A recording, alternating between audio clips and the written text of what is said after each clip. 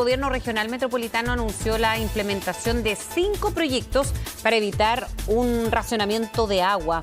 Esto en medio de la crisis hídrica que afecta a la zona, y vamos a conversar sobre el tema con Paul Duruyani, líder de Gobernanza Hídrica de Fundación Chile. ¿Cómo está? Muy buenos días, Paul. Gracias por hablar con nosotros. Hola, Fresi. Muchas gracias a ustedes por el espacio. Bueno, primero saber qué urgencia tienen este tipo de proyectos, porque cuando se habla de un racionamiento siempre se habla como en un mediano plazo, no inmediatamente, pero sabemos que la crisis hídrica existe y en gran parte del territorio. ¿Cuándo podríamos comenzar ya a hablar como una realidad con este tipo de medidas mucho más extremas? Por supuesto. Bueno, la verdad es que la escasez hídrica ya nos está golpeando hace tiempo, la sequía ya lleva más de 13 años y hay sectores, sobre todo rurales, que ya han sido golpeados. El racionamiento que se puede dar, ¿cierto?, en el sector principalmente oriente de Santiago, es otro indicio más de la urgencia que nos encontramos. Sin embargo, y aquí el punto importante es no solamente la urgencia ahora, porque en el futuro esta situación va a empeorar y por lo cual tenemos que tomar todas las medidas necesarias para poder abordarlo en el futuro. Y en ese sentido, en la ciudadanía, ahí en esta, porque uno es lo que dicen, evidentemente los entendidos, expertos, autoridades, pero desde la ciudadanía, cuando ven una señal que estas medidas más drásticas no son inmediatas, seguramente hay un relajo o no se hace tan consciente la crisis que vivimos. Exactamente, la ciudadanía ya ha entendido que esta crisis está y hace mucho tiempo, ¿cierto? Y ahí también la voluntad política que ha pasado últimamente para poder enfrentarla.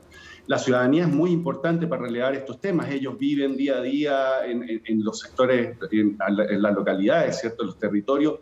Viene esta sequía hace mucho tiempo, los agricultores ya la están sufriendo, ¿cierto? Y ahora cada vez más en sectores rurales, servicios sanitarios rurales y sanitarios. Y por lo tanto, esto ya está acá. Y esta emergencia hay que afrontarla de la forma más colaborativa posible, porque aquí no sirven soluciones solas, ni un sector que haga medidas, sino que requiere una colaboración entre todos. Ahora aquí hay 5 puntos relevantes para este plan que fue anunciado por el gobierno regional. El programa se llama Escenarios Hídricos y lo primero que se habla, como en cualquier otro plan, digamos, y que es muy importante, por cierto, la inversión, que aquí considera cerca de 3.200 millones de pesos. Y esto tiene varios ítems, ¿no? Como tener una mesa hídrica precisamente con expertos. ¿Esto es suficiente para estos tiempos, digamos, antes de que esto ya recaiga en la ciudadanía propiamente tal, Paul? Por supuesto. A ver, aquí tenemos que entender que todas las medidas que hagamos son necesarias, ¿ya? Nada es suficiente en este minuto que nos encontramos y hay que afrontar esta urgencia de lo más pronto posible.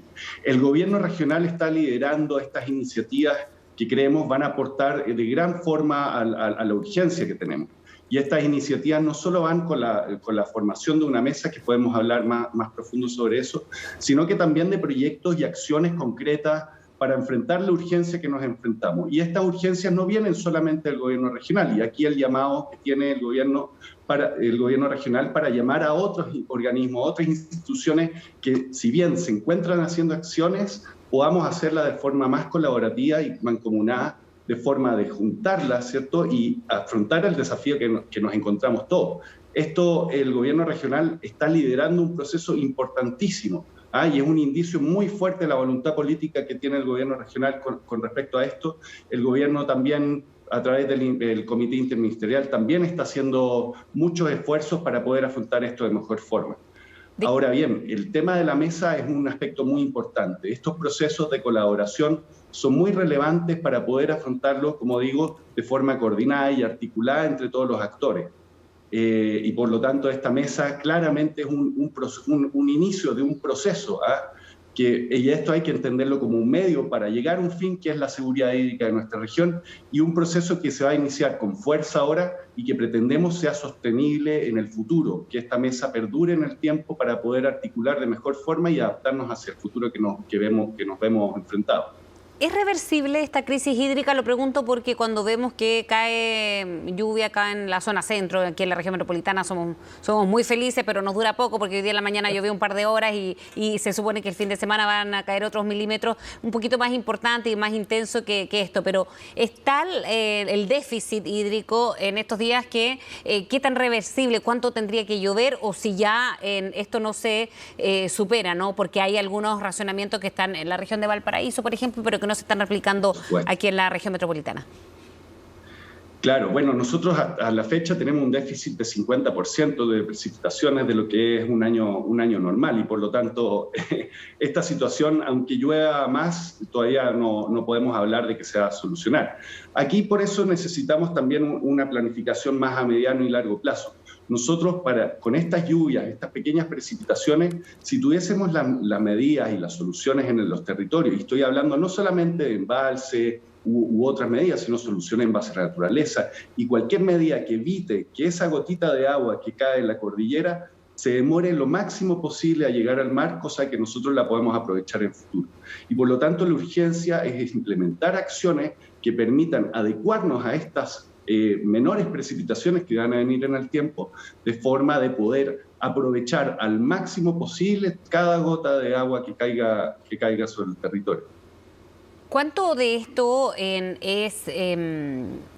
suma de todas maneras, ¿no? Porque si bien hoy es irreversible, tendría que llover mucho con este 52% que hay de déficit hídrico, de todas maneras habría que sumar los milímetros que caen, ¿no? Y es ese aprovechamiento que dices tú que hay que hacer antes de que caiga o llegue al mar esta lluvia, ¿no? Desde la zona cordillerana. Ajá. Sí, mire, la verdad es que a diferencia del año pasado que hubo una precipitación muy fuerte en el mes de enero, febrero, las precipitaciones que están cayendo este año han sido principalmente en invierno. Uno puede ver la cordillera aquí en Santiago que ya tiene una acumulación de nieve importante y eso es muy positivo para nosotros.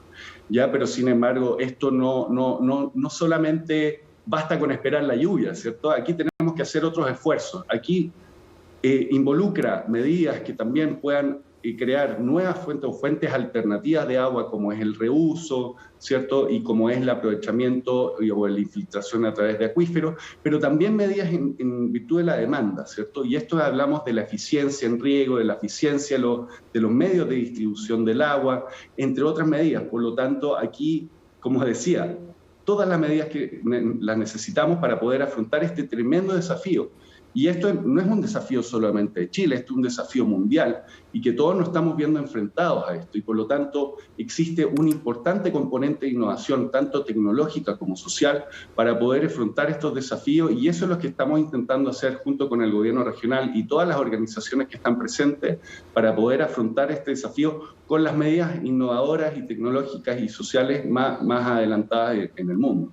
Sí, y siempre trabajando también de manera integral. Paul, muchísimas gracias por hablar con CNN esta mañana. Muchas gracias a ustedes. Nos vemos.